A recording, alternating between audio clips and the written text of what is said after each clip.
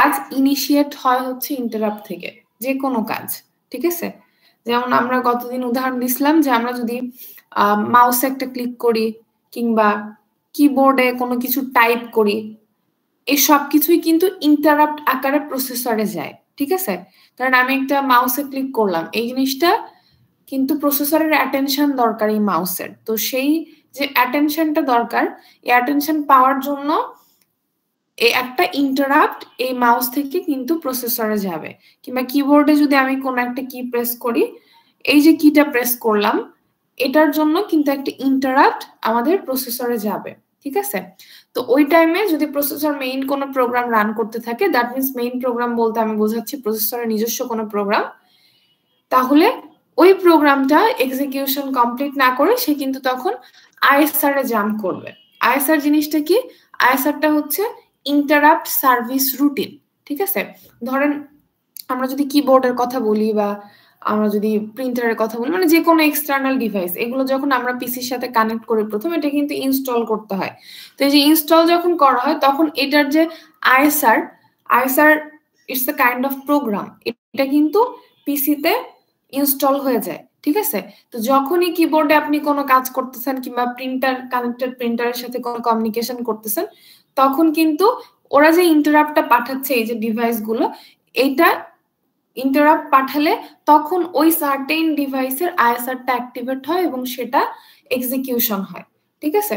যেমন এখানে দেখেন আমাদের প্রথমে দেখানো হয়েছে যে একটা মেইন প্রোগ্রাম এক্সিকিউশন হচ্ছিল। মেইন প্রোগ্রাম মানে মনে করেন প্রসেসর কোনো কিছু যে কোনো একটা কাজে ব্যস্ত আছে, ঠিক আছে? যেমন মনে করেন আপনি কোন একটা ভিডিও দেখতেছেন ফোনে, তাহলে এই যে ফোনে ভিডিও দেখতেছেন, এট দ্য মিন টাইম আপনার হচ্ছে একটা ফোন আসছে, ঠিক আছে? একটা কল আসছে, তো আপনি কি করলেন? ওটা রিসিভ করলেন, রিসিভ করে আপনি কথা বললেন, কথা বলে আবার কথা বলা শেষ হলে আপনি ভিডিওটা ওইখান থেকে কন্টিনিউ করে দেখতে থাকলেন। তাহলে আপনি কিন্তু শুরু থেকে ভিডিওটা শুরু করবেন না, আপনি যেখানে থেমে গেছিলেন, ফোন আসছিল, ফোনে কথা বলে আবার ওইখান থেকে শুরু করবেন। মেইন প্রোগ্রামের বিষয়টাও তাই। প্রোগ্রাম রান হচ্ছিল, মনে করেন প্রোগ্রাম এক্সিকিউশন হচ্ছিল, প্রোগ্রামে মনে করি আমরা অনেকগুলো ইনস্ট্রাকশন আছে। এখন মনে করেন এই 50 নাম্বার ইনস্ট্রাকশনে যে সে একটা ইন্টারাপ্ট পাইছে, একটা ইন্টারাপ্টিং ডিভাইস তাকে ইন্টারাপ্ট করলো, সেটা যে কোনো ইন্টারাপ্টিং ডিভাইস হতে পারে, যে কোনো ইনপুট আউটপুট ডিভাইস হতে পারে। আমরা কিন্তু গতদিনে দেখছিলাম যে 8255 যখন আমরা পড়লাম মোডস অফ অপারেশন, তখন আমরা দেখছিলাম যে ইনপুট হ্যান্ডশেকিং বা আউটপুট হ্যান্ডশেকিং এর সময় এক্সটার্নাল ডিভাইস গুলা কিভাবে ইন্টারাপ্ট করে। ওই যে আমরা আইএনটিআর নামে কিন্তু একটা সিগন্যালই পড়ে আসছিলাম ওইখানে, ঠিক আছে? আমি কিন্তু ওই জিনিসটা নিয়ে ইন ডিটেলস কথা বলতেছি, ইন্টারাপ্টের কনসেপ্টটা নিয়ে। তো যখনই এই ইন্টারাপ্ট করলো তখন কি হবে, আমাদের এই প্রোগ্রাম কন্ট্রোলটা মেইন প্রোগ্রাম থেকে চলে যাবে হচ্ছে ইন্টারাপ্ট সার্ভিস রুটিনে। ওই যে ডিভাইস আমাদের ইন্টারাপ্ট করবে সেটার জন্য ডেডিকেটেড যে ইন্টারাপ্ট সার্ভিস রুটিন থাকবে, সেই ইন্টারাপ্ট সার্ভিস রুটিনে সে জাম্প করবে, ঠিক আছে? তার মানে কি ইন্টারাপ্ট সার্ভিস রুটিন যেটা বা আইএসআর যেটা, এটা হচ্ছে ডিফারেন্ট কাইন্ড অফ একটা প্রোগ্রাম। হ্যাঁ, এটা কিন্তু মেইন প্রোগ্রামের মধ্যকার কোনো প্রোগ্রাম না, বা প্রসেসর যেটা রান করতেছে সেই প্রোগ্রাম না, এটা হচ্ছে আলাদা একটা প্রোগ্রাম। মানে প্রসেসর একটা কাজ করতেছিল মনে করেন, তার মানে যে কাজই করুক না কেন প্রসেসর, তার জন্য তো তাকে এক একটা কোড এক্সিকিউশন করতে হবে। তো এই সময় আরেকটা এক্সটার্নাল ডিভাইস থেকে একটা ইন্টারাপশন আসলো, যখন এই ইন্টারাপশনটা আসবে তখন প্রসেসর কি করবে, সে যে লাইন পর্যন্ত এক্সিকিউশন করছে প্রোগ্রামটা ওই পর্যন্ত রেখে সে কি করবে, এই আইএসআর এ জাম্প করবে। এখানে প্রায়োরিটির একটা বিষয় আছে, সেটাতে পরে আসি, কিন্তু যখন সে পাবে সে আইএসআর এ জাম্প করবে। আইএসআর এ কিরকম জাম্প করবে, ইন্টারাপ্ট 8086 এর ক্ষেত্রে 256 রকম হতে পারে। একটু মন দিয়ে শুনুন কি বলতেছি, কঠিন কিছু না। ইন্টারাপ্ট 8086 এর ক্ষেত্রে 256 রকম হতে পারে, ঠিক আছে? তো আমরা এই জিনিসটাকে লিখি INTN আকারে, ঠিক আছে? আপনারা অনেক সময় এই জাতীয় ইনস্ট্রাকশন দেখে থাকবেন, INT1, INT2, INT3। তো এভাবে INT 0 থেকে শুরু করে INT 255 পর্যন্ত লেখা যায়।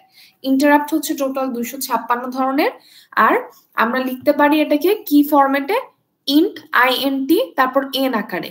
এনটা কি? এনটা হচ্ছে ইন্টারাপ্ট নাম্বার। এই n এর জায়গায় 0 থেকে শুরু করে 255 পর্যন্ত যে কোনো নাম্বার বসতে পারে। এখন আমি যেটা বলতে চাচ্ছি তার অর্থ হচ্ছে, মনে করেন INT 1 ধরে নিচ্ছি, INT 1 এই ইন্টারাপ্টটা পেল কে? প্রসেসর, ঠিক আছে? তো INT 1 ইন্টারাপশন যখন পেল তখন এই INT 1 এর কোরেসপন্ডিং যে ISR সেই ISRটাই রান করবে। যদি INT 2 পায় তাহলে INT 2 এর কোরেসপন্ডিং যে ISR সেটাই রান করবে। যদি INT 255 পায় তাহলে ওইটার কোরেসপন্ডিং যে ISR সেই ISRটাই সে রান করবে। মানে প্রত্যেকটা ইন্টারাপ্টের ডেডিকেটেড একটা করে ইন্টারাপ্ট সার্ভিস রুটিন বা ISR আছে। এগুলা কি? এগুলা এক একটা হচ্ছে প্রোগ্রাম। যেমন আমার কিবোর্ডের জন্য যে ISRটা থাকবে, যখন আমি কিবোর্ড প্রেস করব তখন যে ইন্টারাপ্টটা পাবে, ওই ইন্টারাপ্টটা পাওয়ার পর কিন্তু ওই স্পেসিফিক ISRটা এক্সিকিউশন হয়, ঠিক আছে? আমি যদি মাউসে ক্লিক করি তাহলে মাউসের যে মানে ISR সেটা এক্সিকিউশন হয়। তো যেই ডিভাইসই হোক না কেন ওইটার যে কোরেসপন্ডিং ISR সেই ISRটা কিন্তু এক্সিকিউট হবে। এবং এটা যে সবসময় হার্ডওয়্যারে, যে আমি বলতেছি বারবার যে হয়তো কিবোর্ড বা মাউসের কথা বলতেছি বা প্রিন্টারের কথা বলতেছি, দ্যাট ডাজন্ট মিন যেটা সবসময় হার্ডওয়্যার হবে। এটা কিন্তু অনেক ক্ষেত্রে সফটওয়্যার ইন্টারাপ্টও হতে পারে। মানে আমরা প্রোগ্রামের মধ্যেও কিন্তু ইনস্ট্রাকশন, এই INT ইনস্ট্রাকশন দিয়ে ইন্টারাপ্ট ক্রিয়েট করতে পারি, ঠিক আছে? এখন দেখেন, যখন এই যে মেইন প্রোগ্রাম থেকে ইন্টারাপ্ট সার্ভিস রুটিনে যাবে তখন কি কি ঘটনা ঘটবে বলে আপনাদের মনে হয়? কোনো আইডিয়া আছে? কেউ বলতে পারবেন? ধরেন আমি যদি এই মেইন প্রোগ্রাম থেকে ইন্টারাপ্ট সার্ভিস রুটিনে যাই, তাহলে মেইন প্রোগ্রামের অ্যাড্রেসটা যদি আমি হারায় ফেলি, আমি ওখানে ব্যাক করব কিভাবে? আমাকে তো ফিরতে হবে, তাই না? ধরেন কিবোর্ডে একটা প্রেস হলো, আমার কাছে একটা ইন্টারাপ্ট আসলো বা প্রসেসরের কাছে একটা ইন্টারাপ্ট আসলো, প্রসেসর ওই কিবোর্ডের ISR এ গেল, যে ওই প্রোগ্রামটাকে এক্সিকিউট করলো, করে যখন সে ব্যাক করবে তাকে তো ব্যাক করতে হবে। সে যেখান থেকে ফিরছিল তার মানে যেখান থেকে সে গেছিল তার পরবর্তী ইনস্ট্রাকশন থেকে কিন্তু তাকে এক্সিকিউট করতে হবে। এখন এই যে পরবর্তী ইনস্ট্রাকশন থেকে এক্সিকিউট করবে তার জন্য কি লাগবে? কি দরকার?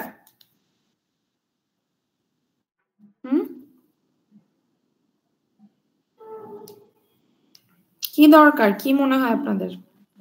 মেমরি লোকেশনটা ম্যাম। লোকেশন, সেগমেন্ট লোকেশন না অফসেট লোকেশন? ম্যাম অফসেট মনে হয়। Offset ma'am. আপনারা কি আইপি এর সাথে পরিচিত? আইপি জিনিসটা কি বলেন তো? Instruction pointer. ইনস্ট্রাকশন পয়েন্টারের কাজ কি?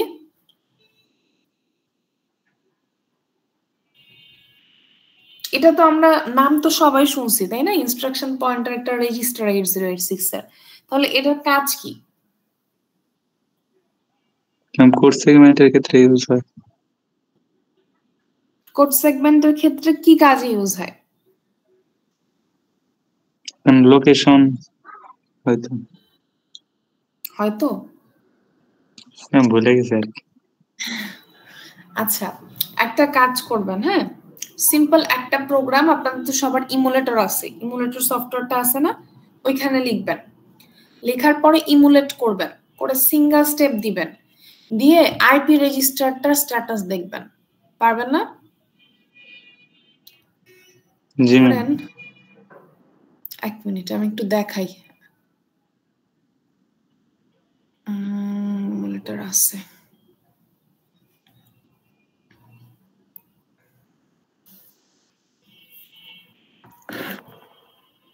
স্ক্রিন কি দেখা যায় না বেশি ছোট? জাস্ট আমি 3টা ইনস্ট্রাকশন লিখতেছি জাস্ট আপনাদের বোঝানোর জন্য যে আইপি এর কাজটা কি। একই নাম্বার লিখে ফেলছি না? আচ্ছা, এখন এটাকে অ্যাড করে দিলাম। দেখেন একটু খেয়াল করেন, এই যে আমি ইমুলেট করতেছি এখান থেকে, এখানে আইপি নামে একটা রেজিস্টার আছে, আপনারা দেখতে পাচ্ছেন? দেখা যায় আইপি এর ভ্যালু কত আছে এখন? আমি কিন্তু আইপি এর ভ্যালু 0 আছে, তাই না? এখন দেখেন আমি এখন সিঙ্গেল স্টেপ দিব, একটু খেয়াল করেন আপনারা, সিঙ্গেল স্টেপ দিব আমি। এখানে দেখেন কি আসে 003, এই যে এখানে একটু খেয়াল করেন 1000 1001 1002। যখন আমি এই যে আগের অবস্থানে ছিলাম তখন আমার প্রথম ইনস্ট্রাকশনটা এক্সিকিউট করা ছিল, খেয়াল করেন। যখন আমি আগের অবস্থায় ছিলাম প্রথম ইনস্ট্রাকশনটা আমার এক্সিকিউট করা ছিল, তখন আমার এই তিনটা অ্যাড্রেস সিলেক্ট হয়েছিল। এই তিনটা কিন্তু অফসেট অ্যাড্রেস 1000 1001 1002। এখানে প্রথমে সব 0 ছিল। যখন আমি পরবর্তী ইনস্ট্রাকশন এক্সিকিউশন করতেছি তখন দেখেন আইপি কত দেখাচ্ছে, 3 দেখাচ্ছে না? আইপি কিন্তু 3 দেখাচ্ছে। আমি পরবর্তী ইনস্ট্রাকশন গুলো এক্সিকিউট মানে পরবর্তী তিনটা সিলেক্ট হয়েছে। কেন? কারণ এই যে প্রথমটা যদি আমি সিলেক্ট করে দেখবেন উপরের গুলো সিলেক্ট হচ্ছে, সেকেন্ডটা সিলেক্ট করলে দেখবেন নিচের গুলো সিলেক্ট হচ্ছে। তার মানে প্রথমটা সিলেক্ট করলে উপরের তিনটা মেশিন কোড সিলেক্ট হচ্ছে, সেকেন্ডটা সিলেক্ট করলে নিচের তিনটা মেশিন কোড সিলেক্ট হচ্ছে, তারপরেরটা যদি সিলেক্ট করি তাহলে তারপরের তিনটা মেশিন কোড সিলেক্ট হচ্ছে। এখন যখন আমি এই অবস্থানে ছিলাম তখন কিন্তু সব 0 ছিল। যখন আমি সিঙ্গেল স্টেপ দিলাম দেখেন তখন 1003 থেকে শুরু হচ্ছে, এই জন্য এখানে 3 দেখাচ্ছে, মানে প্রথম তিনটা লোকেশনের কাজ কিন্তু শেষ। পরবর্তী ইনস্ট্রাকশনটা 1003 থেকে শুরু হচ্ছে, এই যে এখানে দেখেন ভালো করে। এর পরবর্তী ইনস্ট্রাকশনটা শুরু হচ্ছে 1006 থেকে। তার মানে আমি যেটা বলতে চাচ্ছি তার অর্থ হচ্ছে ইনস্ট্রাকশন পয়েন্টার সবসময় পরবর্তী ইনস্ট্রাকশনের অফসেট ইন্ডিকেট করে। আপনারা কি আমার কথা বুঝতে পারছেন? ইনস্ট্রাকশন পয়েন্টার সবসময়, যেমন এটা শুরু হয়েছে কি 1006 থেকে, কিন্তু বুঝতে পারছেন? দেখেন আসলে এই জিনিসটা কিন্তু ফিজিক্যাল অ্যাড্রেস, এটা হচ্ছে আমাদের 20 বিটের না, 01006। সেগমেন্ট অ্যাড্রেস এই সফটওয়্যারে সেট করা আছে 0100। তাহলে অফসেট কত হবে এটার? ফিজিক্যাল অ্যাড্রেস 01006 করার জন্য অফসেট কত হবে? 0006 না? সেই জিনিসটাই কিন্তু আইপিতে দেখাচ্ছে। তার মানে ইনস্ট্রাকশন পয়েন্টার যেটা, এটা হচ্ছে সবসময় পরবর্তী ইনস্ট্রাকশনের নেক্সট ইনস্ট্রাকশনের অফসেটটা পয়েন্ট আউট করে। এখন এখানে ইনস্ট্রাকশন পয়েন্টারের কথা আমি কেন তুললাম, আপনারা কি আমি যেটা বোঝাতে চাচ্ছি আপনারা কি ধরতে পারছেন যে ম্যাম কি বলতে চাচ্ছে, নাকি আমি বোঝাতে পারিনি? আরেকবার বলবো। দেখেন আপনারা তো ফিজিক্যাল অ্যাড্রেস বের করতে জানেন তাই না? ফিজিক্যাল অ্যাড্রেস বের করার জন্য কোন কোন অ্যাড্রেস লাগে? সেগমেন্ট আর অফসেট। তাহলে ওই যে হাবিব বললো যে ম্যাম আইপিটা লাগে হচ্ছে কোড সেগমেন্টের সাথে, তাই না? বললো না হাবিব যে আইপি লাগে হচ্ছে কোড সেগমেন্টের সাথে। কোড সেগমেন্টের সাথে কেন লাগে? কারণ কোড সেগমেন্টের অফসেট অ্যাড্রেসটা আইপি হোল্ড করে, তাই না? কোড সেগমেন্টের অফসেট অ্যাড্রেসটা আইপি হোল্ড করে। তো এখানে দেখেন আমাদের ইনিশিয়ালি কিন্তু কোড সেগমেন্টের স্ট্যাটাস কত আছে, যখন আমি কিছুই এক্সিকিউশন করিনি, রেজিস্টার সব 0, কোড সেগমেন্টে কত দেয়া আছে, সেগমেন্ট অ্যাড্রেসটা কত? কোড সেগমেন্টের সেগমেন্ট অ্যাড্রেসই তো সিএস হোল্ড করে, এটা আছে 0100, আর অফসেট অ্যাড্রেস আছে কিন্তু 0000, সব 0 থেকে শুরু, ঠিক আছে? এই জন্য তাহলে যদি কোড সেগমেন্টের সেগমেন্ট অ্যাড্রেস 0100 হয়, অফসেট 0000 হয়, অফসেট তো শুরু হবে 0 থেকেই, তাই না? এটা তো আর আসলে বলার কিছু নাই। তাহলে ফিজিক্যাল অ্যাড্রেসটা কত থেকে শুরু হচ্ছে? 01000, মানে এই যে এই অ্যাড্রেসটা থেকে খেয়াল করেন 010000 থেকে শুরু হচ্ছে, যেখানে B8 গেছে। বুঝতে পারছেন কি আমার কথা? তো যখন আমি সিঙ্গেল স্টেপ করতেছি খেয়াল করেন, সিঙ্গেল স্টেপ করলাম, প্রথম ইনস্ট্রাকশন এক্সিকিউট হলো, পরবর্তী ইনস্ট্রাকশনটা সিলেক্ট হলো, এই যে মুভ bx, 8943, তখন কিন্তু আইপিতে দেখাচ্ছে 0003। কেন 0003 হলো? কারণ 000001 আর 0002 আমার প্রথম ইনস্ট্রাকশনের জন্যই ওই তিনটা অ্যাড্রেস লেগে গেছে। প্রথম ইনস্ট্রাকশনের যে 3 বাইটের মেশিন কোড, যেমন B81256, ওই তিনটা মেমোরি লোকেশনে ছিল। এই জন্য পরবর্তী ইনস্ট্রাকশন যেটা, যে মুভ bx, 8943, এইটার অফসেট ইন্ডিকেট করতেছে হচ্ছে আমাদের আইপি, মানে ইন্ডেক্স পয়েন্টার বা ইনস্ট্রাকশন পয়েন্টার যাই বলি না কেন, এটা সব সময় যে ইনস্ট্রাকশনটা এক্সিকিউশন হয়ে গেল তার পরবর্তী ইনস্ট্রাকশনের অফসেট অ্যাড্রেসটা হোল্ড করে। তো যেটা আমি বলতে চাচ্ছিলাম, যে কারণে এখানে আসা, যে মনে করেন মেইন প্রোগ্রাম রান হচ্ছে, 50তম ইনস্ট্রাকশন পর্যন্ত এক্সিকিউট হয়েছে। খেয়াল করেন আমি কি বলতেছি, 50তম ইনস্ট্রাকশন পর্যন্ত এক্সিকিউট হয়েছে। তখন আইপিতে কি থাকবে? 50তম ইনস্ট্রাকশন পর্যন্ত এক্সিকিউশন হয়ে গেল, তখন আইপিতে কি আছে? 51 নাম্বার ইনস্ট্রাকশনের যে অফসেট অ্যাড্রেস, সেই অফসেটটা। ঠিক আছে, এখন এই সময় যে 50 নাম্বার ইনস্ট্রাকশন এক্সিকিউট হয়ে গেল, এই সময় যদি কোনো ইন্টারাপশন আসে বা কোনো ইন্টারাপ্ট আসে, তখন কি করবে? এই 50 নাম্বার এক্সিকিউশন হয়ে গেল, তখন সে আইএসআরে জাম্প করবে, তাই না? আইএসআরে জাম্প করে আইএসআরটাকে এক্সিকিউশন করবে। এক্সিকিউশন যখন শেষ হয়ে যাবে, তখন সে আবার কোথায় ব্যাক করবে? 50-এ ব্যাক করবে না 51-তে ব্যাক করবে?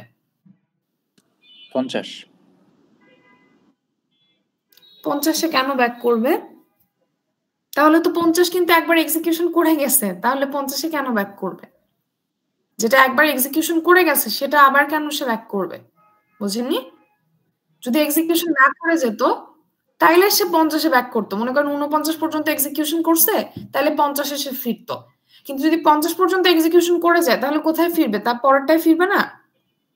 তার মানে রিটার্ন অ্যাড্রেসটা তার লাগবে। রিটার্ন অ্যাড্রেস কোথায় থাকবে? ইনস্ট্রাকশন পয়েন্টারে। বুঝেন জিনিসটা? যখন মনে করেন 50 নাম্বার ইনস্ট্রাকশন পর্যন্ত এক্সিকিউশন হয়ে গেছে, এই টাইমে কোন একটা ইন্টারাপশন পেলো, এই ইন্টারাপ্টের জন্য তাকে আইএসআর এ জাম্প করতে হবে। এখন আইএসআর এ যে জাম্প করবে, এই সময় কিন্তু আইপি 51তম ইনস্ট্রাকশনের যে অফসেট অ্যাড্রেস সেটা আছে। এখন সে মনে করেন জাম্প করে গেল, কোনো সমস্যা নেই, সে গেল আইএসআর এ। এখন আইএসআর থেকে যখন ফিরবে, তখন তার 51তম ইনস্ট্রাকশনের অফসেট লাগবে না? সে যদি অ্যাড্রেসই না জানে, তাহলে সে কোথায় ফিরবে? সে যদি 51তে না ফিরে 53-54তে ফেরে কিংবা 40-এ ফেরে, তাহলে কি হবে? হবে না তো, তাই না? সে যেখান থেকে গেছে সেখানেই ফিরতে হবে, না হয়তো যে কাজটা সে করতেছিল সেটা তো কমপ্লিট হবে না। আপনারা কি আমার কথা বুঝতে পারছেন জিনিসটা? তো এই যে সে ফিরবে, তার জন্য কি রিটার্ন অ্যাড্রেস লাগবে না? তাহলে এই রিটার্ন অ্যাড্রেসটা কোথায় রেখে যেতে হবে? রিটার্ন অ্যাড্রেসটা কোথায় রেখে যেতে হবে? হ্যাঁ, আইপি ম্যাম। না বাবা, একটা জিনিস খেয়াল করেন, আইপি সবসময় নেক্সট ইনস্ট্রাকশনের অফসেট হোল্ড করবে। ঠিক আছে, তাহলে আইপিতে কিন্তু পরবর্তী মনে করেন 50টা ইনস্ট্রাকশন এক্সিকিউট হলো, 51তম ইনস্ট্রাকশনের অফসেট আইপিতে আছে। যখন সে ইন্টারাপ্ট সার্ভিস রুটিনে জাম্প করবে, তখন তার আইপিতে লোড করতে হবে হচ্ছে এই ইন্টারাপ্ট সার্ভিস রুটিন বা আইএসআর প্রোগ্রামের যে অফসেট অ্যাড্রেস সেটা। যদি এটা লোড না করে, তাহলে সে আইএসআর এ যেতেই পারবে না, কারণ তাকে তো ফিজিক্যাল অ্যাড্রেসটা বের করতে হবে, সে কোন ফিজিক্যাল অ্যাড্রেসে যে আইএসআর রান করবে। সে যদি আইপিতে অফসেট অ্যাড্রেস, আইএসআর এর অফসেট অ্যাড্রেসটা লোড না করে, তাহলে সে ফিজিক্যাল অ্যাড্রেসে যেতে পারবে না। এখন আইপিতে যদি এই আইএসআর এর ফিজিক্যাল মানে অফসেট অ্যাড্রেস লোড করে ফেলে, তাহলে এই 51তম ইনস্ট্রাকশনের অফসেট অ্যাড্রেস হারাই যাবে না? তাহলে সে ফিরবে কিভাবে? স্ট্যাকে থাকবে, স্ট্যাকে থাকবে। ঠিক আছে, সে যখন আইপিতে এই আইএসআর এর অফসেট অ্যাড্রেস মানে হচ্ছে রাখবে, তখন কি করবে? তার আগে অবশ্যই আগের যে রিটার্ন অ্যাড্রেসটা মানে আইপি এর ভ্যালুটা, এটা সে স্ট্যাকে রেখে যাবে। ঠিক আছে, স্ট্যাকে রেখে তারপরে সে নতুন আইএসআর এর যে অফসেট অ্যাড্রেসটা সেটা আইপিতে লোড করবে। ক্লিয়ার বিষয়টা? তারপরে যখন সে ফিরবে, যখন তার এই আইএসআর এক্সিকিউশন শেষ হয়ে যাবে, তখন কিন্তু সে আই রিটার্ন এই ইনস্ট্রাকশনের মাধ্যমে, খেয়াল করেন, আই রিটার্ন এই ইনস্ট্রাকশনের মাধ্যমে আবার ব্যাক করবে কোথায়? 51তম ইনস্ট্রাকশনে তাকে ব্যাক করতে হবে। যদি 50 থেকে যায়, তখন আবার কোথায় পাবে? রিটার্ন অ্যাড্রেসটা কোথায় পাবে? স্ট্যাক থেকে পপ আউট করে নিয়ে আসতে হবে। বুঝতে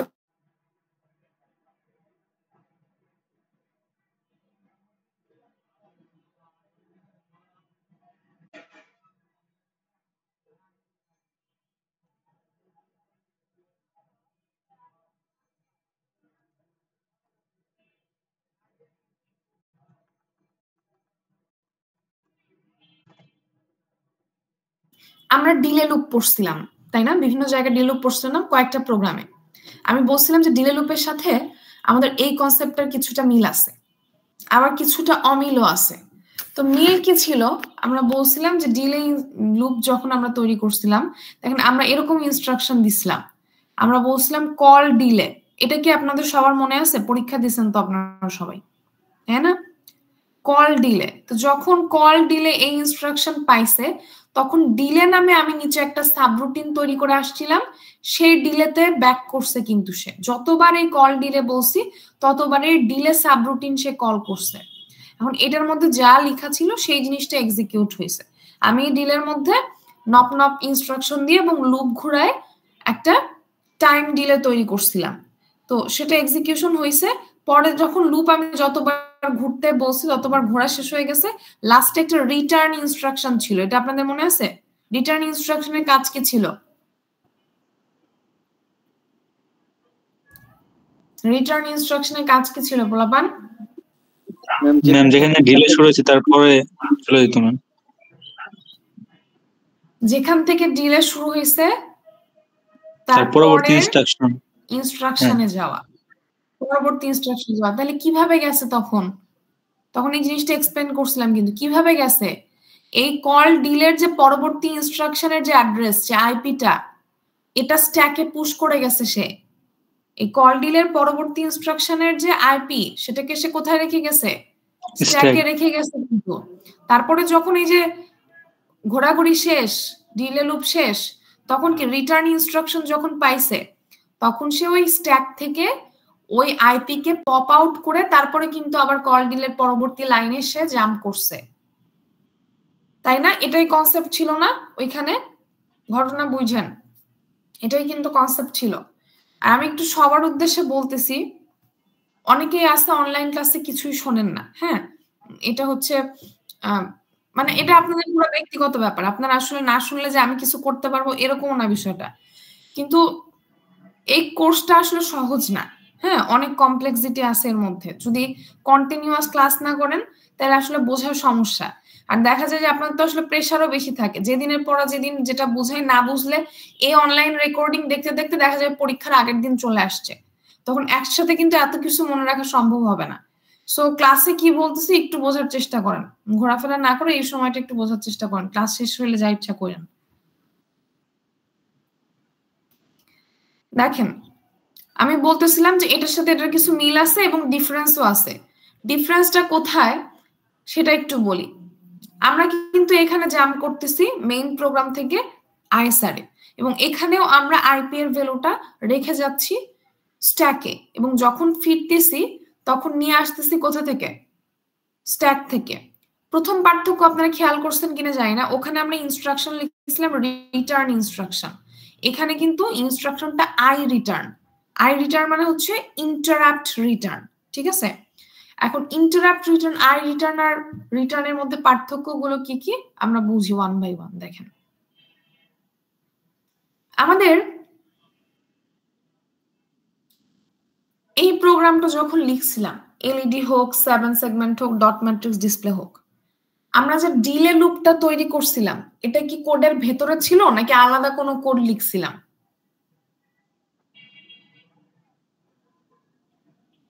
মনে নাই না? আমরা যে প্রোগ্রাম লিখলাম এলইডি এর 7 সেগমেন্টের ডট ম্যাট্রিক্সের, সেখানে আমরা ডিলে লুপ তৈরি করছিলাম না? ভিতরে ছিল ম্যাম। হ্যাঁ, প্রোগ্রামের ভেতরেই ছিল ডিলে লুপটা। ডিলে সাবরুটিন যেটা বা ফাংশন, ডিলে ফাংশন যেটাকে আমরা বারবার কল করছি, এটা কিন্তু প্রোগ্রামের ভেতরেই ছিল। কিন্তু এখানে খেয়াল করেন, এখানে আমরা একটা প্রোগ্রাম রান করতেছি, সেখান থেকে জাম্প করতেছি অন্য একটা প্রোগ্রামে। মানে এখানে ব্রাঞ্চিংটা হচ্ছে ইন্টার সেগমেন্ট না, এখানে ব্রাঞ্চিংটা ছিল হচ্ছে ইন্ট্রা সেগমেন্ট। মানে ওই সেগমেন্টের ভেতরেই একটা জায়গা থেকে অন্য একটা জায়গায় জাম্প হচ্ছিল, যেহেতু কোডটা same.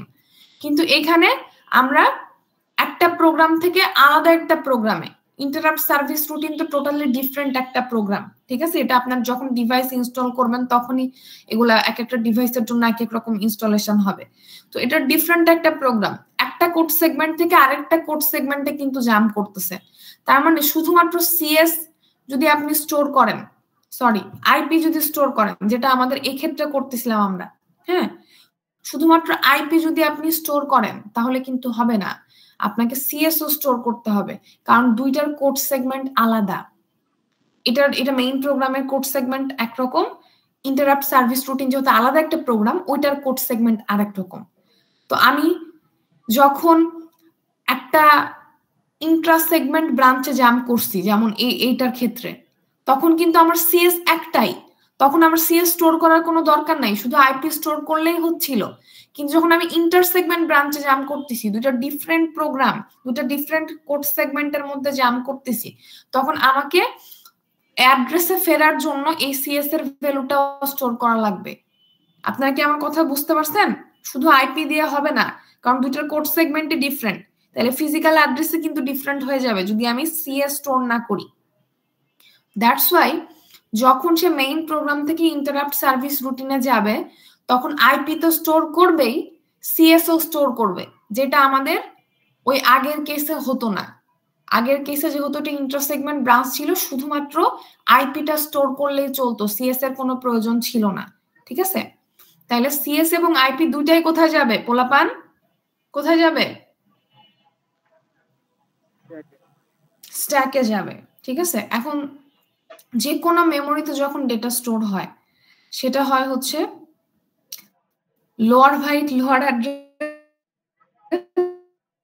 Higher byte higher address, এই ফরম্যাটে। ঠিক আছে, এখন মনে করেন এটা আমার স্ট্যাক।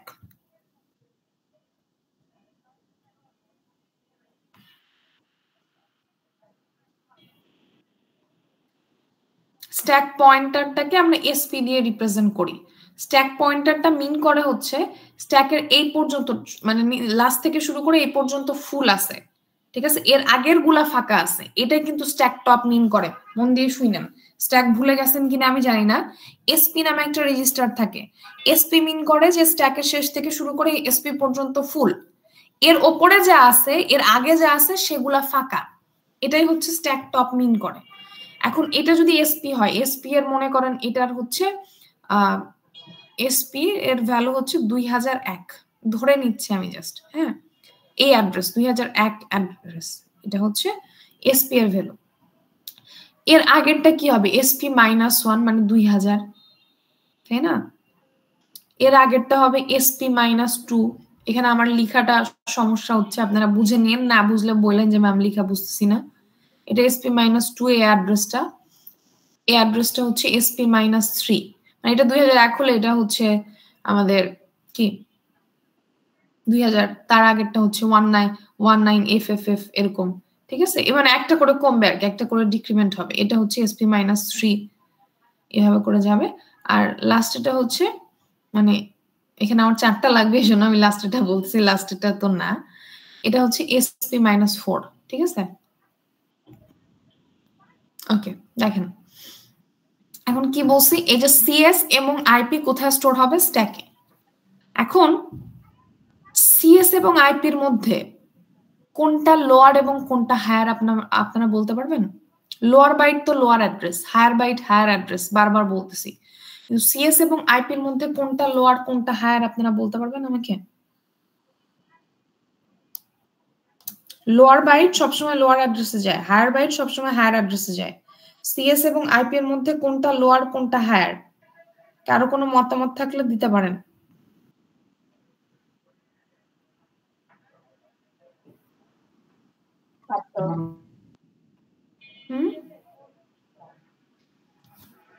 কিছু বুঝতে পারছি না, কেউ কিছু বললো?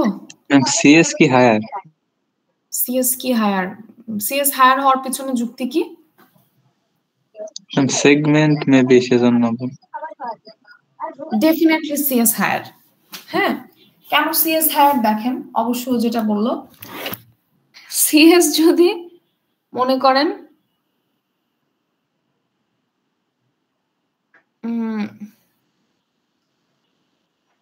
এরকম কিছু হয় 2000, ঠিক আছে, আর আইপি যদি হয় মনে করেন 1234, ধরে নিচ্ছি আমি।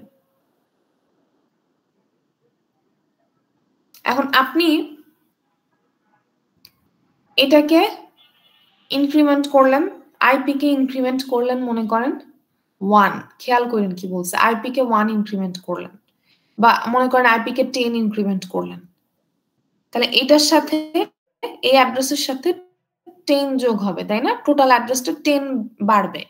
কিন্তু যদি সিএস কে 10 ইনক্রিমেন্ট করেন 2010 এটা হয়ে যাবে, এবং এর সাথে কি হবে, ফিজিক্যাল অ্যাড্রেস যখন বের করবেন এর সাথে 10 গুণন হবে, তার মানে 20100 প্লাস 1234, তার মানে কত বাড়বে বুঝতেছেন? 100 করে কিন্তু বেড়ে যাচ্ছে। আপনারা কি আমার কথা ধরতে পারছেন? যদি আপনি সিএস কে 10 বাড়ান, ওটা কিন্তু যেহেতু 10 দিয়ে মাল্টিপ্লাই হয়ে ফিজিক্যাল অ্যাড্রেস বের হচ্ছে, এটা কিন্তু 100 করে বেড়ে যাচ্ছে। কিন্তু আইপি কে যদি আপনি 10 বাড়ান, ওটা কিন্তু 10টা অ্যাড্রেসই বাড়তেছে, তার মানে সিএস টা অবশ্যই বড় আইপি থেকে, ঠিক আছে? আমি যে লজিকে এই কথা বলি না কেন, তো এখানে যেহেতু সিএস টা বড়, সিএস মনে করেন ধরে নিচ্ছে আমাদের 2000 আছে, তাহলে ওই যে বললাম lower byte lower address, higher byte higher address, আমাকে বলেন এসপি -1 বড় না এসপি -4 বড়? Ma'am SP -1। ডেফিনেটলি এসপি -1, তার মানে এটা বড় অ্যাড্রেস আর এসপি -4 ছোট, তার মানে এই দুইটা যেটা, এই দুইটাতে যাবে হচ্ছে সিএস। আসলে এই দুইটাতে সিএস যায় না, এর আগে ফ্ল্যাগ যায়, কিন্তু আমি বোঝানোর রেসপেক্টে বলতেছি, মানে হায়ার অ্যাড্রেসে হায়ার বাইট যাবে, লোয়ার অ্যাড্রেসে লোয়ার বাইট যাবে, ফ্ল্যাগের কনসেপ্টটাতে আমি পরে আসতেছি। এখানে যাবে হচ্ছে আইপি, ঠিক আছে? এখানে যাবে আইপি। এখন দেখেন আইপি এর মধ্যে সিএস এর মধ্যে এটা ছিল 2000, হ্যাঁ 2000 এর মধ্যে এই 00 কি লোয়ার বাইট না? লোয়ার বাইট লোয়ার অ্যাড্রেসে যাবে, তার মানে কোথায় যাবে? এসপি -2 তে যাবে, এখানে যাবে। আর এসপি -1 যেহেতু হায়ার, সেহেতু 20 এখানে যাবে। ঠিক তেমনি 1 2 3 4 এর মধ্যে এটা হচ্ছে লোয়ার, তাহলে 1 2 3 4 3 4 এখানে যাবে, যেহেতু 3 4 এসপি -4টা এসপি -3 থেকে ছোট, আর এখানে যাবে কি 1 2। ধরতে পারছেন জিনিসটা কি বলতে চাচ্ছি আমি? এই জিনিসটাকে ধরতে পারছেন? ক্লিয়ার সবার? মানে সিএস এবং আইপির মধ্যে সিএস বড়, এটা তো আমরা বুঝতেই পারলাম, এবং সিএস যেহেতু বড় এটা বড় অ্যাড্রেসে যাবে, আইপি যেহেতু ছোট এটা ছোট অ্যাড্রেসে যাবে। এসপি -1 অবশ্যই এসপি -4 থেকে বড়, তো এই জন্য এসপি -1 এসপি -2 তে সিএস গেছে, তারপরে দুইটাতে আইপি গেছে, ঠিক আছে? এখন এই দুইটার মধ্যে আবার যে লোয়ার বাইট হায়ার বাইট আছে, সেই হায়ার বাইট যাবে হায়ার অ্যাড্রেসে, লোয়ার বাইট যাবে লোয়ার অ্যাড্রেসে, এটাই কনসেপ্ট, আর এখানে প্যাচের কিছু নাই। এখন দেখেন আমি একটু সামারাইজ করার চেষ্টা করি আমি এতক্ষণ যাবত কি বকবক করতেছি। প্রসেসর কোন একটা কাজ করতেছে, এই সময় কোন একটা ইন্টারাপ্ট পেল। ইন্টারাপ্ট ইনস্ট্রাকশন কেমন হতে পারে? আইএনটি এন ফর্মে হতে পারে। এই এন এর ভ্যালু 0 থেকে শুরু করে 255 পর্যন্ত হতে পারে। দ্যাট মিনস প্রসেসর যে ইন্টারাপশন পাচ্ছে এই ইন্টারাপশন 256 রকম হতে পারে, যে কোনো একটা সে পেতে পারে। যখন সে ইন্টারাপ্ট পেলো, তখন যে ইন্টারাপ্ট পেলো সেই ইন্টারাপ্টের করেসপন্ডিং আইএসআর তাকে এক্সিকিউট করতে হবে। তো যখন সে আইএসআর এক্সিকিউশনে যাবে তখন আইপি রেজিস্টারে এবং সিএস রেজিস্টারে, খেয়াল করেন সিএস এবং আইপি রেজিস্টারে এই ইন্টারাপ্ট সার্ভিস রুটিনের সিএস মানে সেগমেন্ট অ্যাড্রেস এবং অফসেট অ্যাড্রেস লোড করবে। লোড করার পরে যেহেতু লোড করতে হবে সেহেতু কি করতে হবে, আগের যে সিএস এবং আইপি এর ভ্যালু মেইন প্রোগ্রামের সেটাকে ফ্ল্যাগে রেখে আসতে হবে, তারপর লোড করতে হবে। দেন এই আইএসআর এক্সিকিউট হলে তাকে আই রিটার্ন ইনস্ট্রাকশনের সাথে যখন সে ব্যাক করবে, দেন তাকে আবার স্ট্যাক থেকে ওই রিটার্ন অ্যাড্রেস, রিটার্ন সিএস এবং আইপি নিয়ে তাকে ব্যাক করতে হবে। এতটুকু কি আপনাদের ক্লিয়ার হয়েছে? এই অংশটুকু কি ক্লিয়ার হয়েছে কিনা? ম্যাম আরেকবার বলেন। আরেকবার বলতেছি, প্রসেসর কোন একটা কাজ করতেছে, এই টাইমে সে কোনো ডিভাইস থেকে একটা ইন্টারাপশন পেল, ঠিক আছে? ইন্টারাপশন কি ধরনের হয় এটা কিন্তু আমরা গতদিন দেখছিলাম, যে ধরেন কোনো ডিভাইস থেকে ডেটা পাঠাবে তখন সে ইন্টারাপ্ট করতে পারে, গতদিন দেখছিলাম না? ওই যে রিড অপারেশন রাইট অপারেশনের সময় কি করে, ইন্টারাপ্ট করে কিন্তু। তো কোন ডিভাইস থেকে সে ইন্টারাপশন পেল, এখন এই ইন্টারাপ্ট 256 রকমের যে কোনো এক রকম হতে পারে। এই 256 রকমের ইন্টারাপ্টের জন্য আলাদা আইএসআর আছে, প্রত্যেকটার জন্য আলাদা আইএসআর আছে, ঠিক আছে? এখন যে ধরনের ইন্টারাপশন সে পাবে সেই আইএসআরটা সে এক্সিকিউট করবে। তাহলে সেই আইএসআর এ যেতে হলে তাকে সেই আইএসআর এর কোড সেগমেন্ট লাগবে, মানে সিএস এর ভ্যালু লাগবে, সেগমেন্ট অ্যাড্রেস লাগবে এবং অফসেট অ্যাড্রেস লাগবে। তো নতুন যে সিএস এবং অফসেট অ্যাড্রেস সে লোড করবে তার আগে তাকে নিজের যে প্রোগ্রামটা সে এক্সিকিউশন করতেছিল সেই প্রোগ্রামের সেগমেন্ট অ্যাড্রেস এবং অফসেট অ্যাড্রেস স্ট্যাকে রেখে আসতে হবে। যদি স্ট্যাকে না রেখে আসে তাহলে তো নতুনটা লোড করলে আগেরটা হারায় যাবে, তখন সে ফিরবে কিভাবে? আইএসআর এক্সিকিউশনের পর তো তাকে ফিরতে হবে যেখান থেকে শুরু করছিল সেখানে, তাই না? তো ওইটার জন্য সে স্ট্যাকে রেখে আসবে, রেখে এসে নতুন সিএস এবং আইপি লোড করে ওই আইএসআর এ যাবে। আইএসআর এ যেয়ে তারপরে সে কি করবে, ওই আইএসআরটা এক্সিকিউট করে আই রিটার্ন ইনস্ট্রাকশনের মাধ্যমে আবার মেইন প্রোগ্রামে ব্যাক করবে। কিভাবে? স্ট্যাক থেকে নিজের সিএস এবং আইপি এর ভ্যালুটা নিয়ে আসবে, নিয়ে এসে মেইন প্রোগ্রামে যেখান থেকে যে ইনস্ট্রাকশন থেকে গেছিল তার পরবর্তী ইনস্ট্রাকশনে সে ব্যাক করবে। ক্লিয়ার হয়েছে বিষয়টা? ওকে, এখন দেখেন এই যে আমি বারবার বলতেছি যে 256 রকম আইএসআর আছে না, যখন যে ইন্টারাপশন পাবে সেই আইএসআরটা এক্সিকিউশন হবে। এখন যখন যে আইএসআর পাবে, যখন যে ইন্টারাপশন পাবে সেই আইএসআর এক্সিকিউট হবে, তাহলে প্রত্যেকটার জন্য আলাদা আলাদা আইএসআর আছে। এই আইএসআর গুলো মন দিয়ে শুনেন কি বলতেছি, খুব গুরুত্বপূর্ণ কথা। এই আইএসআর গুলো কোথায় থাকে বা এই প্রোগ্রাম গুলো কোথায় থাকে? মেমোরিতেই থাকে, বুঝেন?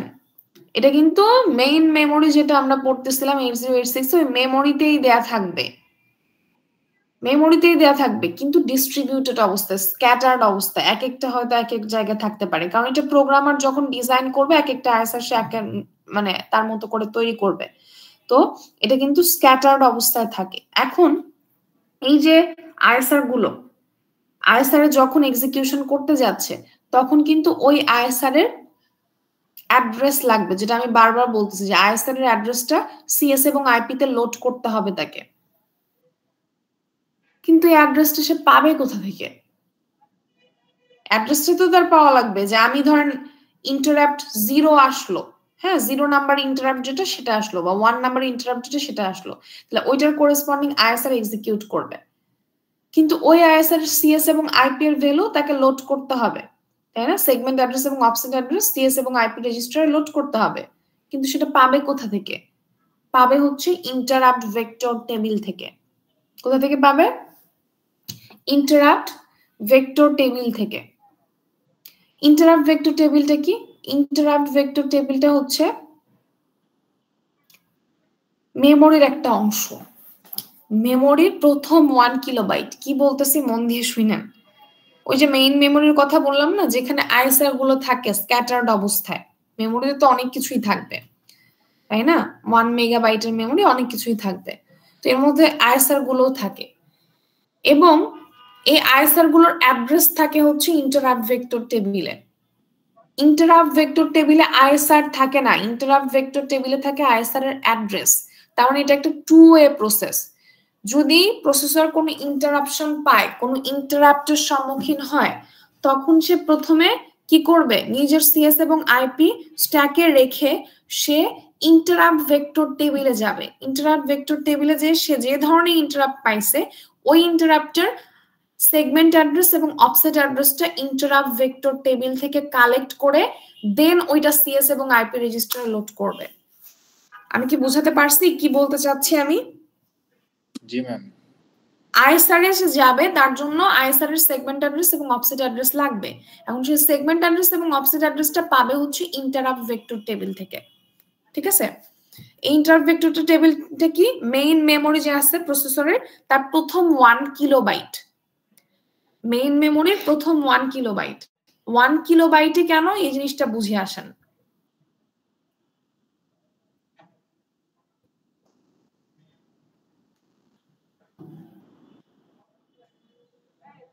দেখেন আমি বলছি না যে 8086 এ ইন্টারাপ্ট হতে পারে 256 ধরনের, এটা কিন্তু বলছি, তাই না?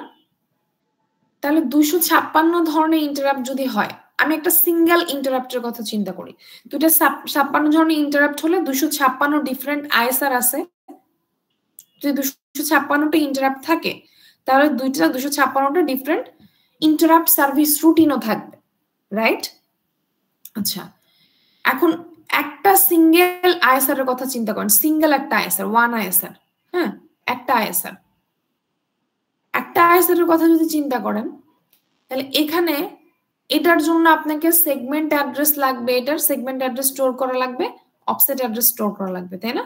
মানে এটার সিএস এর ভ্যালু লাগবে, আইপি এর ভ্যালু লাগবে, তারপরেই না আপনি লোড করবেন সিএস এবং আইপি তে সেগমেন্ট অ্যাড্রেস অফসেট অ্যাড্রেস পেলে। তাহলে টোটাল কত বাইট লাগবে বলেন তো একটা সিঙ্গেল আইএসআর এর জন্য, বলতে পারবেন? ভালো করে ভেবে বলেন, বাইটের কথা বলছি। সিএস সেগমেন্ট অ্যাড্রেস কত বিটের?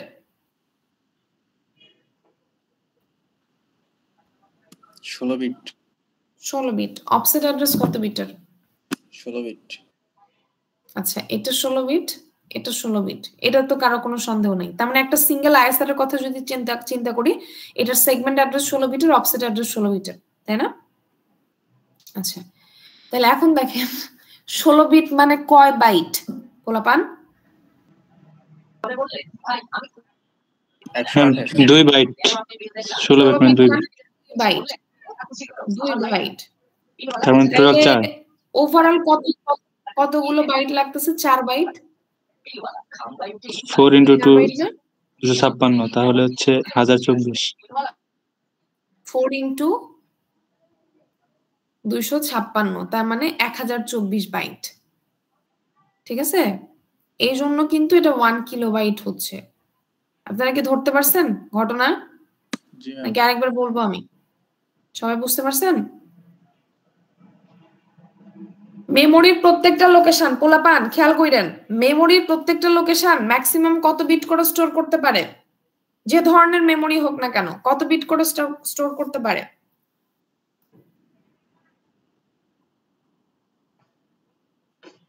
পোলাপান মেমোরির প্রত্যেকটা লোকেশন কত বিট করে স্টোর করতে পারে? 16 বিট। এই যে বলতেছে কি 8 বিট করে। বাবা 8 বিট যদি না হইতো, যে এখানে এতক্ষণ বুঝাইলাম না সিএস এর জন্য 2টা লাগলো, আইপির জন্য 2টা লাগলো, যদি 8 বিট হইতো তাহলে আমরা টোটাল 2000ই এখানে একটা অ্যাড্রেসে দিয়ে দিতাম, তাই দিতাম না? এখানে 20 দিছি, এখানে 00 দিছি কেন? কারণ মেমোরি লোকেশন 8 বিট করে স্টোর করে।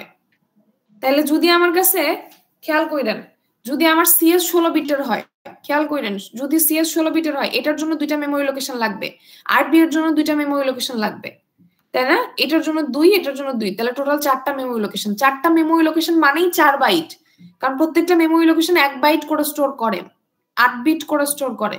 সো দ্যাটস ওয়াই 256টার জন্য আপনার লাগবে হচ্ছে 256 × 4 বাইট, মানে 1024 byte, which is equivalent to 1 kilobyte, ঠিক আছে?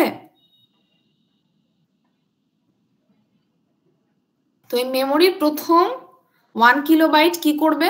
এই আইএসআর গুলোর অ্যাড্রেস স্টোর করবে। তাহলে এখন কেউ একজন সামারাইজ করেন আমি এতক্ষণ কি বলছি।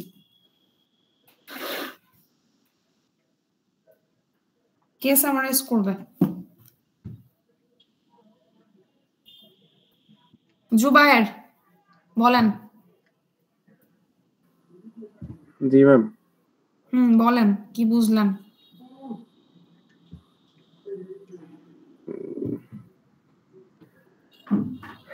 ম্যাম স্পেসিফিক প্রশ্ন করলে বলতে পারবো একটু, কিন্তু রুল সামারি করতে পারবো না।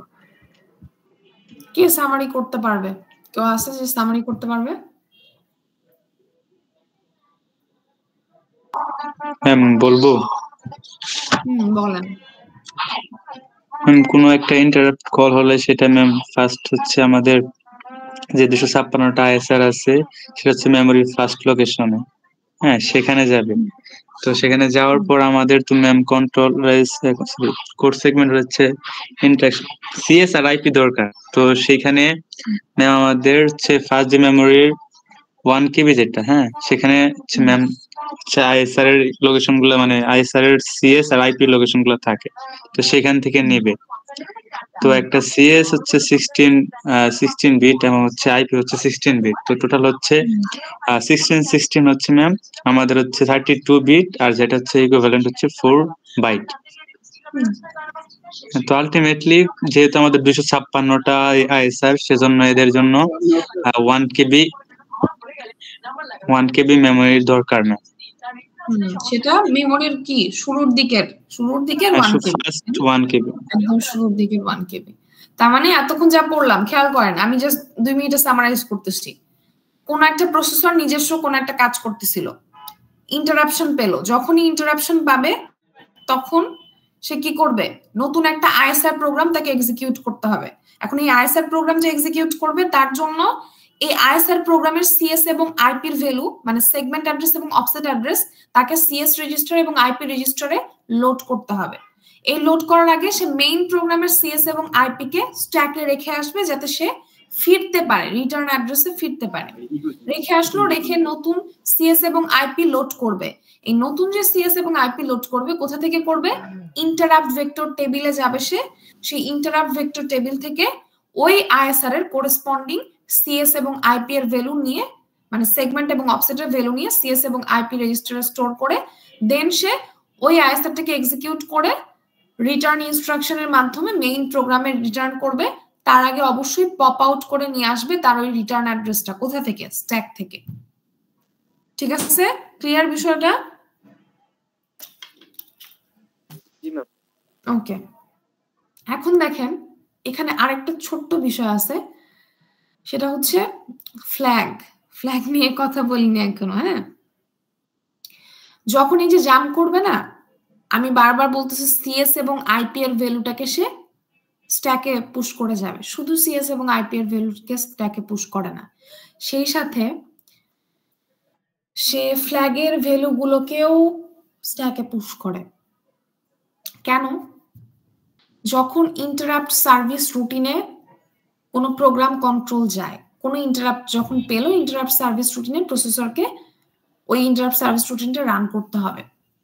এখন এই যে রান করবে, রান করার আগে সে কি করে নেয়,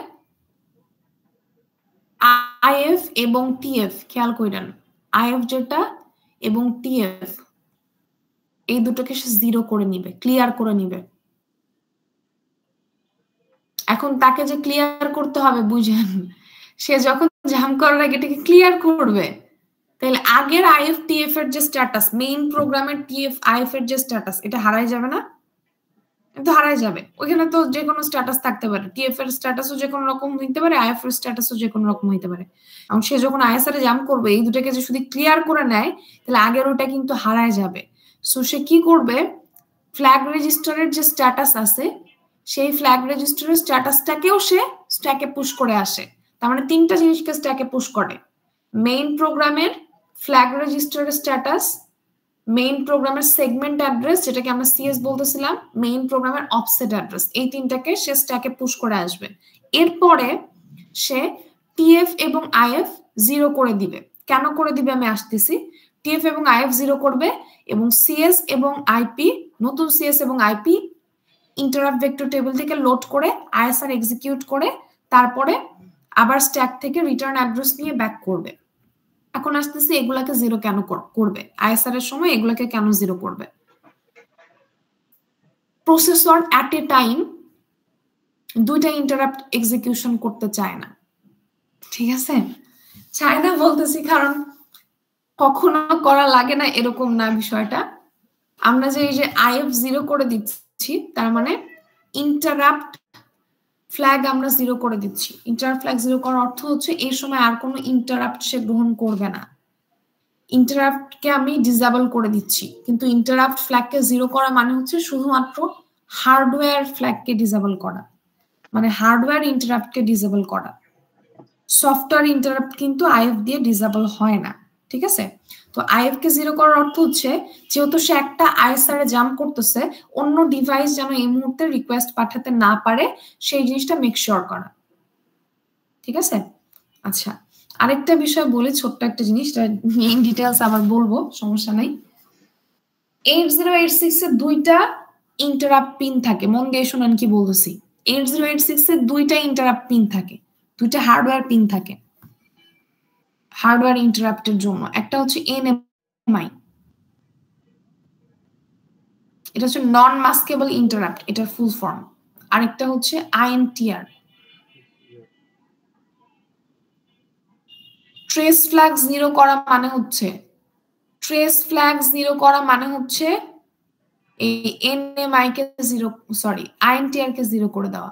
এনএমআইটা হচ্ছে হাইয়েস্ট প্রায়োরিটি ইন্টারাপ্ট, এটাকে কখনোই ডিসেবল করা যাবে না। বুঝছেন জিনিসটা? ইন্টারাপ্ট দুই ধরনের হতে পারে, হার্ডওয়্যার হতে পারে, সফটওয়্যার হতে পারে।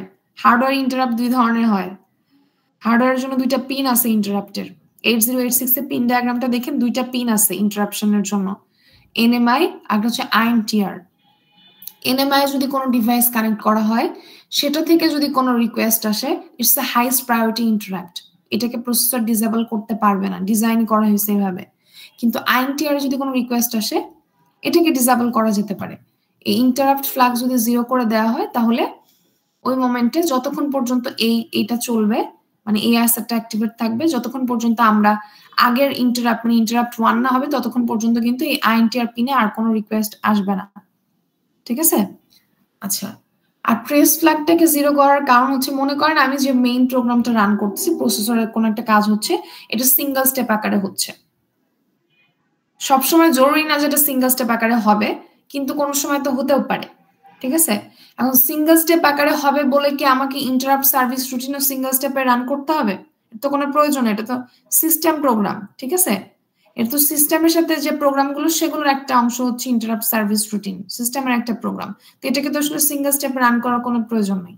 তো ওইটা যেন আইএসআর যেন সিঙ্গেল স্টেপে এক্সিকিউশন না হয়, সেজন্য এটাকে জিরো করে দেওয়া হয়। পরবর্তীতে সে যখন ব্যাক করবে, ইন্টারাপ্ট সার্ভিস রুটিন এক্সিকিউশন করে যখন সে ব্যাক করবে, তখন ওই সিএস এবং আইপি এর ভ্যালু নিয়ে আসবে না ফ্ল্যাগ থেকে, সেই সাথে আগের ফ্ল্যাগ রেজিস্টারের যে ভ্যালু, সেটা নিয়েই সে ব্যাক করবে, যাতে মেইন প্রোগ্রাম যে স্ট্যাটাসে ছিল সেই স্ট্যাটাস থেকে শুরু হতে পারে। বুঝতে পারছেন জিনিসটা? বলা পান? বোঝা গেছে কিছু, না সব মাথার উপর দিয়ে যাচ্ছে?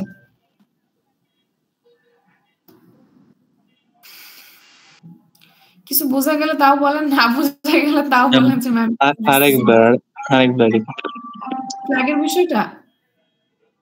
জি ম্যাম, ওই যে আইএফ এবং হচ্ছে টিএফ যখন আমরা জিরো করে দিই, তখন আইএনটিআর এর এই বিষয়।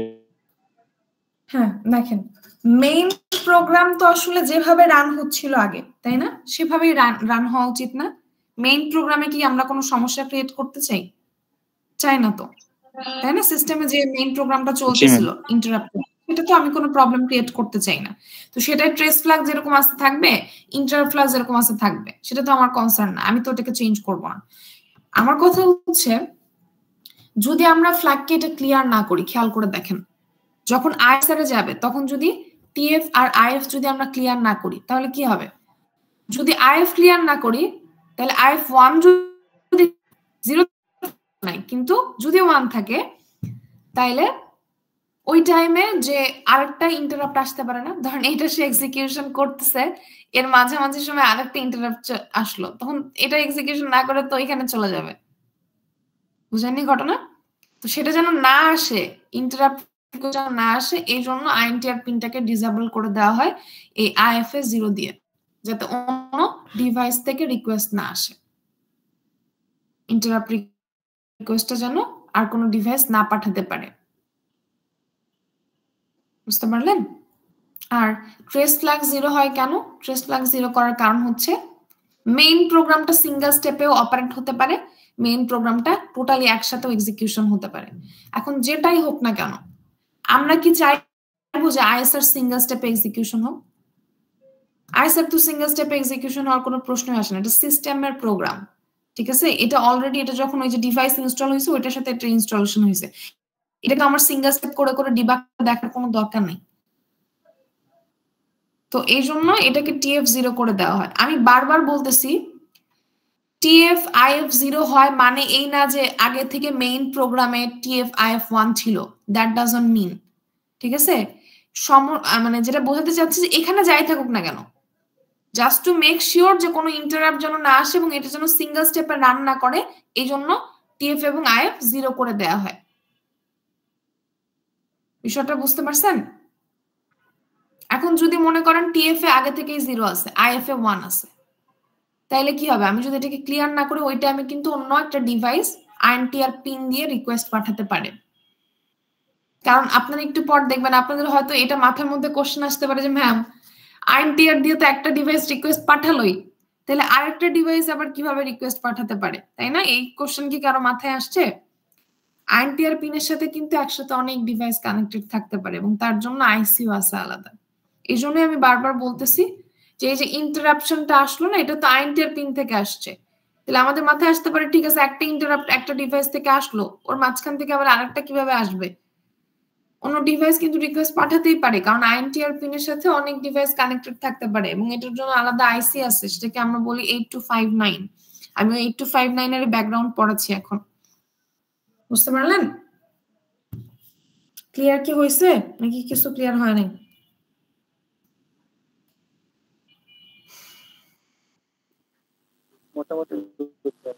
মোটামুটি হয়েছে। এখান থেকে প্রশ্ন কি টাইপ আসতে পারে, মানে এখান থেকে জি ম্যাম কোশ্চেন হতে পারে যেমন মনে করেন যে প্রসেসরে যদি কোনো ইন্টারাপ্ট আসে তখন প্রসেসর সেটার সাথে রেসপন্স করে কিভাবে?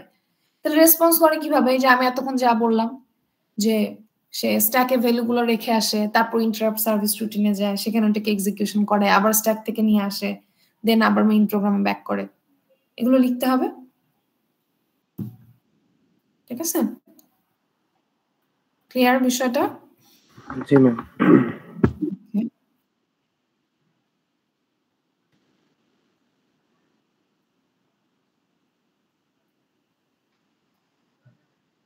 এটা দেখতে পাচ্ছেন? এটা দেখে আজকে শেষ করে দিব, আর আমি প্যারা দিব না আজকে। দেখেন বলছিলাম না 256টা ইন্টারাপ্ট আছে 8086 এর জন্য। 256টা ইন্টারাপ্টের জন্য 256টা ডিফারেন্ট আইএসআর থাকতে পারে। এতক্ষণ হলে বকবক করে আসতেছি। এখন এই যে 256টা আইএসআর, এর মধ্যে প্রথম 5টা খেয়াল করে নি যে এখানে আমি লিখছি 0 to 4। ইন্টারাপ্ট নাম্বার হতে পারে 0 থেকে 255 পর্যন্ত। আইএনটি 0 থেকে আইএনটি 255 পর্যন্ত ডিফারেন্ট 256টা ইনস্ট্রাকশন হতে পারে, মানে 256টা ইন্টারাপ্ট হতে পারে। তো এর মধ্যে 0 থেকে 4 এই 5টা হচ্ছে ডেডিকেটেড ইন্টারাপ্ট। এই 5টা হচ্ছে ডেডিকেটেড ইন্টারাপ্ট। এই 5টার আলাদা কাজ আছে, স্পেসিফিক কাজ আছে, ওই কাজগুলোর বাইরে সে অন্য কোনো কাজ করবে না। 5 থেকে 31 এগুলো হচ্ছে reserved for future system use. হ্যাঁ, মানে 8086 এর তো আরো পরে অনেক ভার্সন আছে। 80286 আসছে, 386 আসছে, 486 আসছে, 586 আসছে, পেন্টিয়াম আসছে। তো এই যে ফার্দার যে প্রসেসর গুলো আসছে এগুলোর জন্য, হ্যাঁ, এগুলোর ইউজের জন্য এই 5 থেকে 31 নাম্বার রিজার্ভ করা ছিল। এগুলো ইউজারের জন্য ডেডিকেটেড করা হয় নাই, বুঝতে পারলেন? ইন্টেল যখন এটাকে ডিজাইন করছে 0 থেকে 4 পর্যন্ত ডেডিকেটেড ইন্টারাপ্ট করছে। এই 0 থেকে 4 আমি ডিটেইলসে পড়াবো যে 5টা কি। আর 5 থেকে 31 পর্যন্ত হচ্ছে ফার্দার সিস্টেমের ইউজের জন্য। পরবর্তীতে 8086 এর পরবর্তী যে প্রসেসর গুলো আসছে x86 মানে হচ্ছে আর্কিটেকচারের, সেই আর্কিটেকচার গুলোর জন্য এগুলো রিজার্ভ করে রাখা হয়েছে এবং পরবর্তীতে এগুলো ইউজও হয়েছে ওইসব প্রসেসর।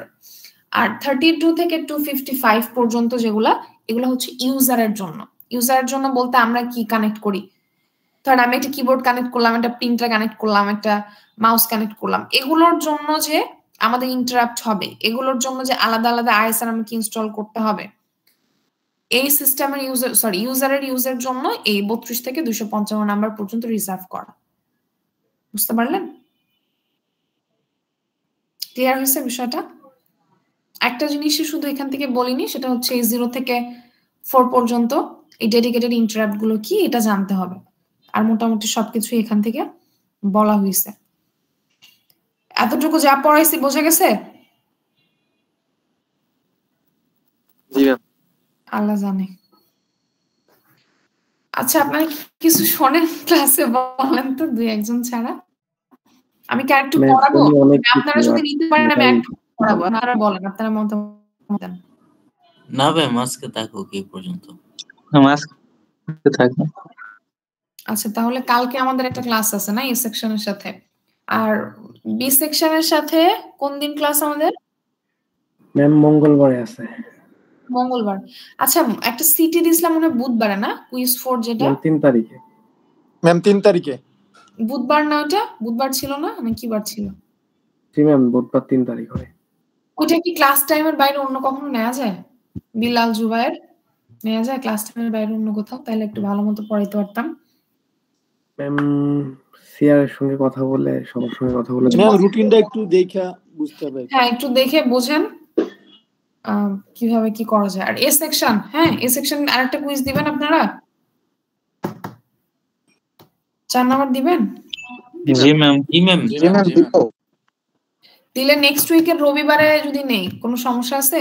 রবিবার যদি 8:30 থেকে নেওয়া হয় কিংবা 11:30 থেকে যদি নেই কোনো সমস্যা আছে? রবিবার 11:30। ম্যাম রবিবারে তো আমাদের উইকলি বন্ধ, আমাদের ক্লাস নেই। অন্য দিনে আসলে টাইম ম্যানেজ করাটা সমস্যা আমার জন্য। তাহলে দেখেন আপনাদের ওই ফ্রি টাইম আমার সাথে ম্যাচ করতে হবে। হ্যাঁ, সিআর একটু আমার শিডিউলটা দেখেন। বুধবারে আমাদের বি সেকশনের 11:20 এর পরে একটা গ্যাপ আছে, ওই টাইমে হয়তো নেওয়া যেতে পারে। বুধবার 11:20? 11:20 এর পরে ম্যাম, 11:20 থেকে 1:10 পর্যন্ত একটা গ্যাপ আছে। 12:30 থেকে 1টায় পরীক্ষা হইতে পারে, তাছাড়া আমি ফাঁকা নাই, মানে আমার ল্যাব শেষ। জি ম্যাম 12:30 থেকে একটা পর্যন্ত গ্যাপ আছে আমাদের। 11:20 শেষ হওয়ার পরে 1:10 ক্লাস শুরু হবে। তাহলে বুধবারে শুনেন আমরা এবারেই ওই 12:30 থেকে ইয়াতে পরীক্ষা দিয়ে ফেলি, 1টায় পরীক্ষা দিয়ে ফেলি। হ্যাঁ, তাইলে আপনাদের ঝামেলা শেষ হয়ে যাবে পরীক্ষার। ঠিক আছে? জি ম্যাম, করা যায়। আর হচ্ছে এ সেকশন বি সেকশন দুইটার উদ্দেশ্যে বলতেছি, প্রেজেন্টেশন দেয়া হয়েছে, প্রেজেন্টেশনের পোর্টালটা একটু দেখেন, বিএলসি তে চেক করেন নাই মনে হয় আপনারা। প্রেজেন্টেশন দিবেন। হ্যাঁ, মাইক্রোপ্রসেসর আপনার যে টপিকগুলো পড়ানো হয়েছে যে কোনো একটা কিছুর উপরে একটা ভিডিও তৈরি করে, ভিডিও বলতে আপনার ফেস দেখানোর কোনো প্রয়োজন নেই, একটা স্লাইড থাকবে আর রেকর্ডিং। ঠিক আছে? এটা করে আপনারা হচ্ছে মিনিমাম 4 মিনিট এক একজন করে একটা গুগল ফর্ম দেওয়া আছে, গুগল ফর্মে আপনারা জমা দিয়ে দিন। আর একটা ছোট্ট অ্যাসাইনমেন্ট আছে, 2টা কোশ্চেন দেওয়া আছে, ওটা জমা দিয়ে দিন ডেডলাইনের মধ্যে। ঠিক আছে? লাস্ট ডেট কবে? লাস্ট ডেট মনে 10 তারিখে মোস্ট প্রবাবলি। একটু বাড়া দিলে ভালো হতো। কত তারিখে? হ্যাঁ, যা বলবেন সমস্যা নেই, কত তারিখে চান বলেন।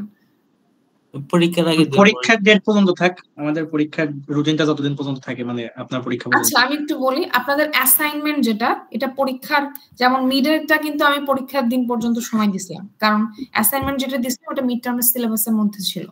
কিন্তু এখন যে অ্যাসাইনমেন্টটা দিছি এটা আপনাদের পরীক্ষায় থাকবে না, এর বাইরে একটা অ্যাসাইনমেন্ট। বুঝতে পারলেন? কঠিন কিছু না, আপনারা দেখলেই বুঝতে পারবেন। নেটে হেল্প নিয়েও করতে পারেন, সমস্যা নেই। কিন্তু মানে ওইটা আপনাদের সিলেবাসের পরীক্ষায় থাকবে এরকম কিছু না। তো তারপরেও কি আপনারা চান যে ওই পর্যন্ত থাকুক? থাকলে আমি দিব, আমার সমস্যা নেই। তাহলে ম্যাম পরীক্ষার পর পর্যন্ত টাইম দেন। পরীক্ষার পর পর্যন্ত টাইম দিলে আমি দেখবো কবে। আপনাদের একটা কাজ করি, দরকার নেই, পরীক্ষা পর্যন্ত দেন ম্যাম। আমি একটা কাজ করি, শুনেন পোলাপান, শুনেন, অ্যাসাইনমেন্টটা না আপনারা আগে জমা দেন। হ্যাঁ, অ্যাসাইনমেন্টটা 10 তারিখের মধ্যে জমা দিয়ে দেন। প্রেজেন্টেশনটার জন্য আপনারা পরীক্ষার দিন পর্যন্ত সময় রাখেন। ঠিক আছে? এটা চলবে নাকি চলবে না? জি ম্যাম, জি ম্যাম। ঠিক আছে, ওকে, ডান। অ্যাটেন্ডেন্সটা নিয়ে ফেলি। আচ্ছা, পোর্টাল তো সার্চ করা আছে।